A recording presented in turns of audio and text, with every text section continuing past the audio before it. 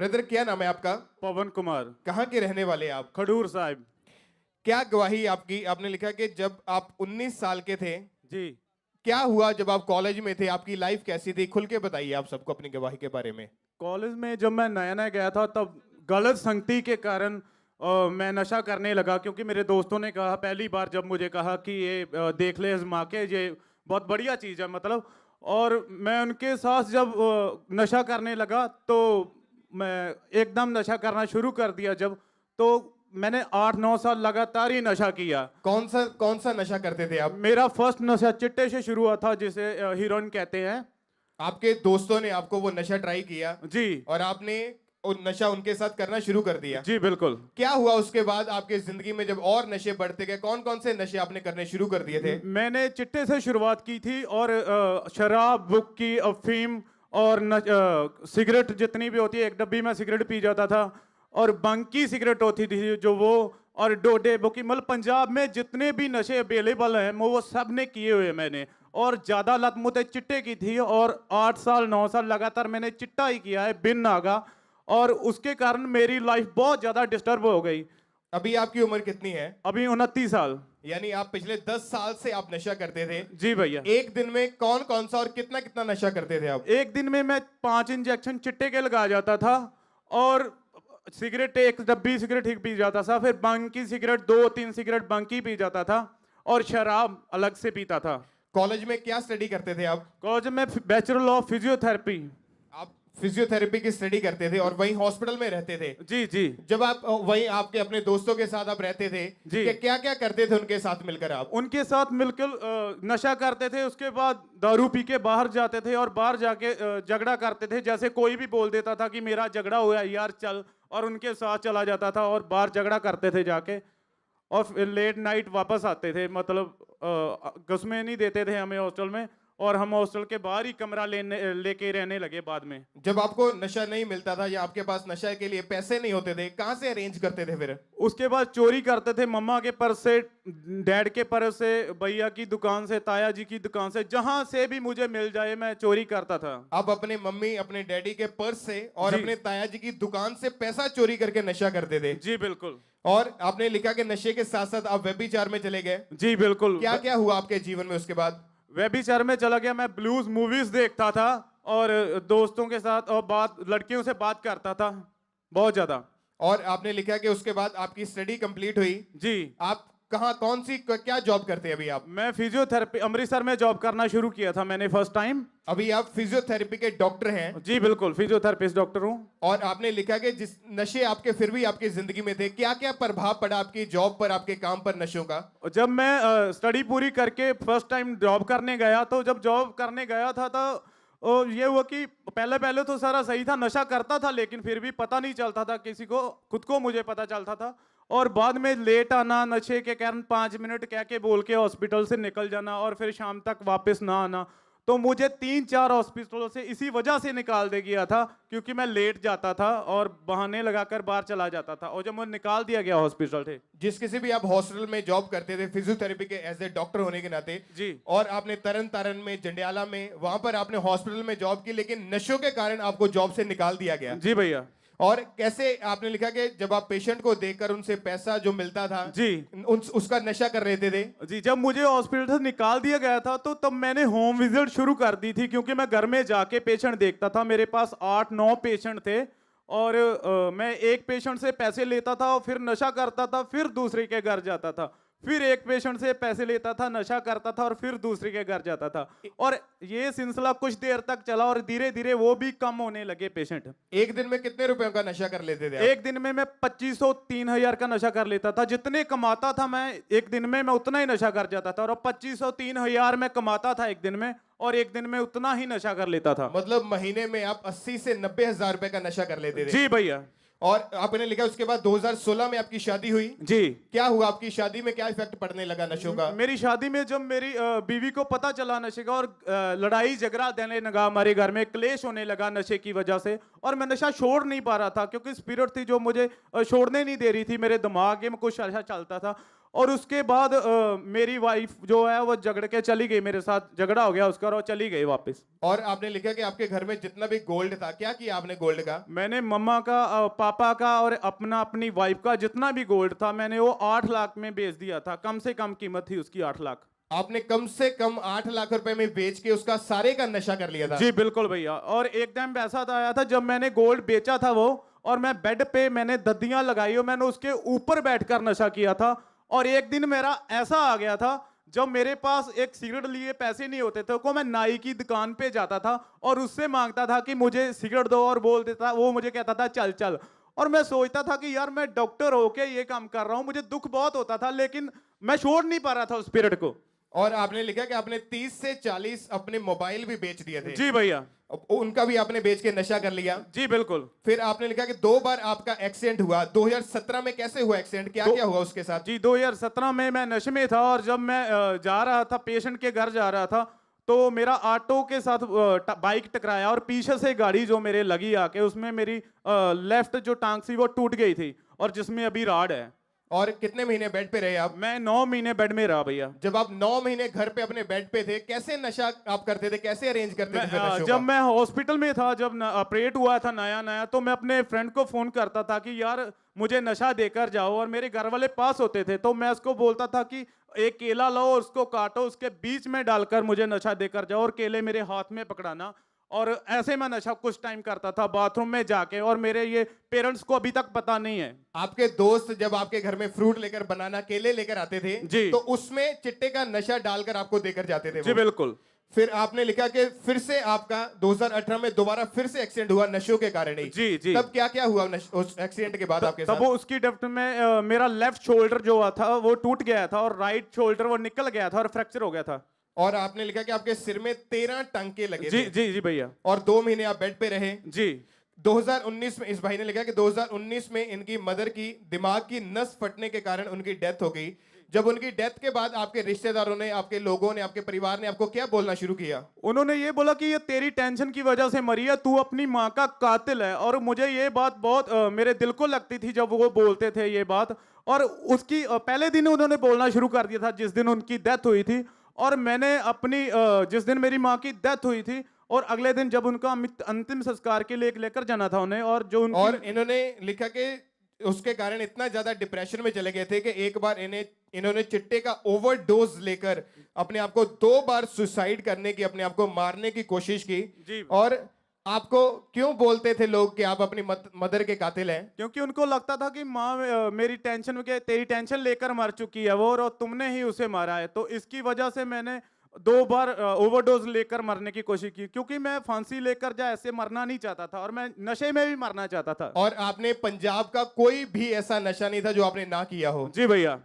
कौन से नशे करते थे आप?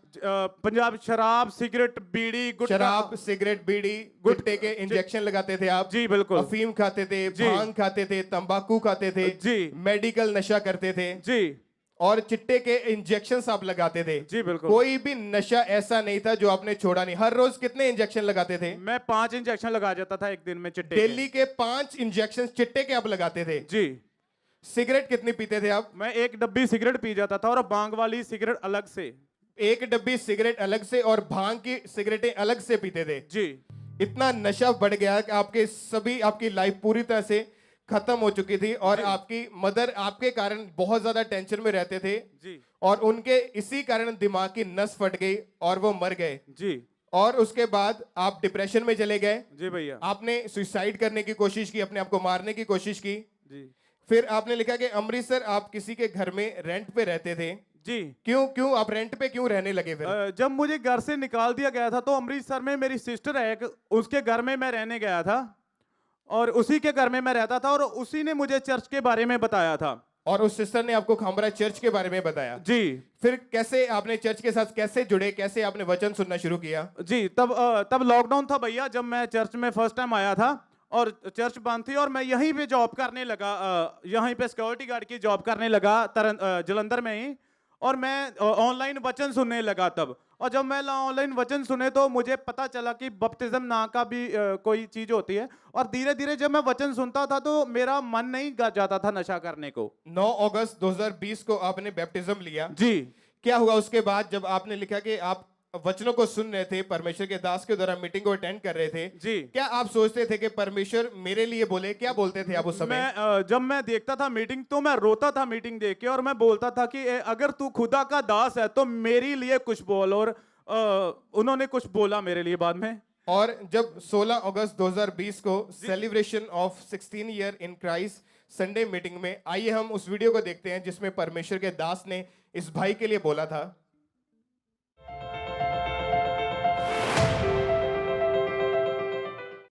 पवन नाम के व्यक्ति को परमेश्वर का आत्मा छू रहा है राइट नाउ। आपकी फैमिली को, आपको खुदावंद का रूह आपको स्पर्श कर रहा है। आपको वो ट्रबल से निकालेगा, मुश्किलों से निकालेगा। जहां आप फंसे हुए हैं, अपने आप को घिरा हुआ महसूस कर रहे हैं, लेकिन याद रखो होली स्पिरिट जो कह रहा है कि आपके पास ब्लेसिंग्स भी हैं, मैं देख रहा हूं। और अपना ध्यान अगर आप ब्लेसिंग्स की ओर लगाएंगे और प्रार्थना में रहेंगे, परमेश्वर बदल देगा। थैंकफुल रहो, खुदावंद बदल देगा। आपको मैं नेगेटिव होता हुआ देख रहा हूं, जो आपके लिए अच्छी बात नहीं। और आपका नाम बताइए, क्या है आपका नाम? पवन कुमार। और परमेश्वर के दास ने आपको नाम लेकर आपकी प्रोफेसी की थी। जी। आप जानते हैं कि परमेश्वर अपने दास, अपनी दासी के ऊपर अपने भेदों को लोगों के नाम लेकर जाहिर करता है, ताकि वो आपको छुड़ा सके, आपको आजाद करे। पहले जोर से इस बात के लिए, इस प्रोफेसी के लिए सबसे पहले अपने हाथों को उठाएं और सब जोर से परमेश्वर के नाम को महिमा दे। भाई आप बताइए कि जब प्रोफेसी हुई आपके लिए, आपने भविष्यवाणी को रिसीव किया जी, कि कैसे लगा आपको जब आपने भविष्यवाणी सुनी? क्या आपने कभी परमेश्वर के दास को अपने बारे में बताया था? नहीं जी, कभी नहीं बताया था। कभी उनसे मिले इस विषय में? नहीं, कभी नहीं मिला उनसे। या कभी इंटरनेट, सोशल मीडिया के ऊपर कभी डाला हो? कभी नहीं डाला। क्या हुआ उस प्रोफेसी के बाद आपके जीवन में, कैसे बदलाव आना शुरू हुआ, वो बताइए आप। जब ये प्रोफेसी हुई उसके बाद डिलीवर्स होनी शुरू हो गई, और मैं ये ऑनलाइन वचन सुनना और बढ़ गया, और धीरे धीरे मेरा नशे की ओर ध्यान नहीं जाता था, बिल्कुल नहीं जाता था नशे की ओर ध्यान, और धीरे धीरे डिलीवर्स होने लगी। क्योंकि आपने लिखा कि जब नशे आपके इतने ज्यादा बढ़ चुके थे, आपने पूरी तरह से, उस समय आपके पास क्या हालत थी आप खुद बताइए। आपने लिखा आपके पास पैसे भी नहीं होते थे नशे करने के लिए जी। आपने लिखा आप सड़कों पर रहे, क्या हुआ था बताइए आप। तब मेरे पास पैसा, नौकरी मेरी खत्म हो गई थी, जॉब खत्म हो गई थी, और घर से मुझे निकाल दिया गया था। और मैं पहले तो किराए पे रहता था, बाद में किराए के लिए भी पैसे नहीं थे, तो फिर मैं जो नशेड़ी दोस्त थे उनके घर में रहने लगा, और कुछ देर उनके घर में रहा, और फिर उसके बाद रेल की पटरियों पे रहने लगा, रेलवे स्टेशन तक में मैं सोने लगा, और मेरे पाँव में चप्पल तक नहीं होती थी पहनने को। और मैं जहाँ पे लंगर लगा होता था, मैं ढूंढता कहाँ पे लंगर लगा हुआ है, मुझे खाने के लिए खाना मिल जाए। और कई बार तो मैंने लोगों का जूठा खाना भी खाया, जो छोड़ के वो चले जाते थे, और मैं खाता रहूँगा, ऐसा टाइम मैंने देखा है। वो आप देख सकते हैं कि एक डॉक्टर की लाइफ, जो एक डॉक्टर है, फिजियोथेरेपिस्ट है, बड़े बड़े हॉस्पिटल में ये जॉब करते थे, और इनकी हालत इतनी खराब हो गई कि चप्पल तक पहनने के लिए नहीं थी, बाहर से रोड पर गिरा हुआ खाना जो मिलता था वो उठाकर ये खाते थे।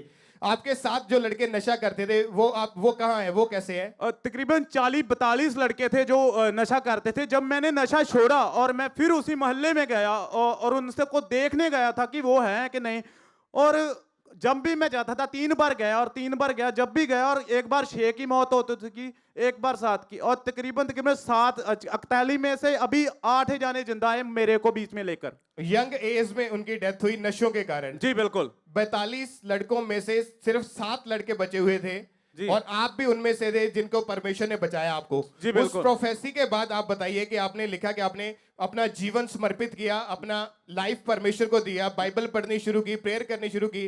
फिर आपके जीवन में अभी आपका जीवन कैसा है वो बताइए आप। अभी बहुत बढ़िया मेरा जीवन, मैं बाइबल पढ़ता हूँ और सॉन्ग लिखता हूँ, प्रभु के लिए सॉन्ग लिखता हूँ, और बाइबल पढ़ता हूँ, बाइबल रीड करता हूँ। कहाँ पर आप जॉब करते हैं अभी? अभी मैं पहले तो जॉब करता था तरन में, अभी मेरा अपना क्लिनिक है खडूर साहब में, उम्मीद फिजियोथेरेपी सेंटर। अभी आपका अपना क्लिनिक है जहां पर आप अपना क्लिनिक चलाते हैं? जी बिल्कुल। जोर से परमेश्वर का थैंक्स करें कि इस भाई के साथ साथ परमेश्वर ने और 7 लोगों को बचाया जो नशों में थे, वो भी चिट्टे का नशा करते थे। इसी तरह वो 7 रूहों को परमेश्वर ने इनके साथ साथ बचाया, वो भी सेव है, और वचन के द्वारा परमेश्वर ने इनको और उन 7 भाइयों को सुरक्षित किया, बचाया, उनकी लाइफ को सेव किया। आप अभी आपका अपना क्लिनिक है? जी। अभी आप अपना क्लिनिक चलाते हैं? जी भैया। अभी आप कोई नशा करते हैं अभी? कोई नहीं भैया। अभी आपकी फैमिली रिलेशनशिप कैसे है? मेरी फैमिली रिलेशनशिप बहुत बढ़िया है भैया। आज फर्स्ट टाइम मेरी भाभी, मेरी भैया और मेरी बेटी मेरे साथ में आए हैं। तारीफ करें जोर से, तालियों के साथ परमेश्वर के नाम को महिमा दें। जोर से अपने हाथों को उठाएं, सब परमेश्वर के नाम को महिमा दें। अभी कितना समय हो चुका कि आपने कोई नशा नहीं किया? मैं 2 महीने से पूरा एकदम फ्री हूँ भैया, हर नशे से फ्री हूँ। एक भी नशा नहीं किया आपने? जी जी भैया। बिल्कुल मन नहीं किया नशा करने का? नहीं भैया। बाइबल पढ़ते हैं जी। प्रेयर करते हैं जी। परमेश्वर के साथ चलते हैं जी, बिल्कुल। अभी जो लोग आपको देखते हैं, जिन्होंने पहले आपको 10 साल से नशों में देखा था, इतने बुरे हालातों में देखा था, जी। अभी 2 महीने से जब आपको वो देख रहे हैं, क्या कहते हैं अभी आपको वो? अभी कई लोगों को तो अभी तक यकीन नहीं है कि मैंने नशा छोड़ दिया है। वो कई लोग तो मन में अभी भी कहते हैं नहीं यार, कोई ना कोई तक करता होगा, ये ऐसे नहीं हो सकता, कुछ ना कुछ तो ये करता ही होगा। फिर क्या बताते हैं आप उनको? लोगों को यकीन नहीं आ रहा कि आप नशे छोड़ चुके हैं। नहीं, मैंने उनको ये बस कोई बात नहीं बोली, उनको यही बताता हूँ कि समा बताएगा, मैं नहीं बताऊंगा आपको, वो समा ही बताएगा आने वाला। और कितनी देर हो गई आपको नशा छोड़े हुए? मुझे 2 महीने हो गए भैया पूरे नशा छोड़े हुए। तारीफ करें सब अपने हाथों को उठा के, जोर से अपने हाथों को उठाएं, सब परमेश्वर के नाम को महिमा दे। परमेश्वर ने इस भाई की लाइफ को रिस्टोर किया, इनकी फैमिली को रिस्टोर किया, इनकी जॉब को रिस्टोर किया, इनके फाइनेंस को रिस्टोर किया, इनकी हेल्थ को रिस्टोर किया। आज ये भाई एक बड़ी टेस्टमनी, आप खड़े होकर जोर से पहले तालियों के साथ, सभी साजों के साथ मिलकर सब परमेश्वर की तारीफ करेंगे। यंग एज में, जवानी के समय में परमेश्वर ने इस भाई की लाइफ को बचाया, इनको सुरक्षित किया। आज ये भाई आपके सामने डॉक्टर है जो नशों में थे, जो सड़क पे रहते थे, जिनके पास पूरी तरह से खत्म हो चुका था, और उसी मंडली में जिसमें ये 42 लड़के रहते थे, उनमें से इस भाई को डालकर 7 और लड़के थे, उनको परमेश्वर ने इनके कारण सुरक्षित किया, बचाया है नशों से। सब इस गवाही के लिए जोर से अपने हाथों को उठाएं और तालियों के साथ सब परमेश्वर के नाम को महिमा दे। जोर से अपने हाथों को उठाकर खुशी के साथ, आनंद के साथ सेलिब्रेट करते हुए सब परमेश्वर की तारीफ करें। आप बताइए कि अभी आप उन लोगों को क्या कहना चाहते हैं जो अभी भी यूथ, अभी भी यंग लोग नशों में है? तो मैं भैया उन लोगों को यही कहना चाहता हूँ कि अभी भी समय है, आप वापस आ जाइए, परमेश्वर के द्वार में सब कुछ मिलता है। और भैया मैंने कुछ संदेश लिखा है, मैं बोल के सुनाना चाहता हूँ कि नासरी जेबां फड़दा ना मैं मौत दी बुकल च होना सी, आज मां नू मैं रोना हाँ किते मां मेरी ने रोना सी, मेरे नाल दे सभे मुक गए ने बस तू है मैनू बचा छड़िया, धन्नवाद तेरा यहोवा जी मेरे लिए कोई तां राह छड़िया। मैनू सुनन वालेओ सुन लो वे, मैनू सुनन वालेओ सुन लो वे, खुदा दा वास्ता मुड़ आवो, ओने इक्को शरीर ही दिता है, ओनू माड़े कम्मी ना लाओ, ਤੁਹਾਡੀ ਖਾਤਰ ਮਾਂ ਪਿਓ ਜਿਉਂਦੇ ਨੇ, ਉਹਨੂੰ ਜਿਉਂਦੇ ਜੀ ਨਾ ਮਕਾਓ, ਦੇਖ ਨਾਸਰੀ ਪਿਆ ਬੁਲਾਉਂਦਾ ਏ ਬਸ ਉਹਦੇ ਕੋਲ ਆ ਜਾਓ, ਦੇਖ ਨਾਸਰੀ ਪਿਆ ਬੁਲਾਉਂਦਾ ਏ ਬਸ ਉਹਦੇ ਕੋਲ ਆ ਜਾਓ। थैंक्स करें जोर से, हालेलुया हालेलुया हालेलुया। सब खड़े हो गए, जोर से परमेश्वर की तारीफ करें। आपको नाच के तारीफ करनी चाहिए, सभी साजों के साथ मिलकर नाचते हुए जोर से परमेश्वर की तारीफ करें। थैंक्स करें कि परमेश्वर ने एक डॉक्टर की लाइफ को सेव किया, एक डॉक्टर को परमेश्वर ने बचाया। आज ये भाई अपनी गवाही को देने के लिए आपके बीच में खड़े हैं। तारीफ आपकी ऊंची होनी चाहिए। गुरदासपुर ब्रांच ओवरफ्लो सेक्शन सभी परमेश्वर की तारीफ करें।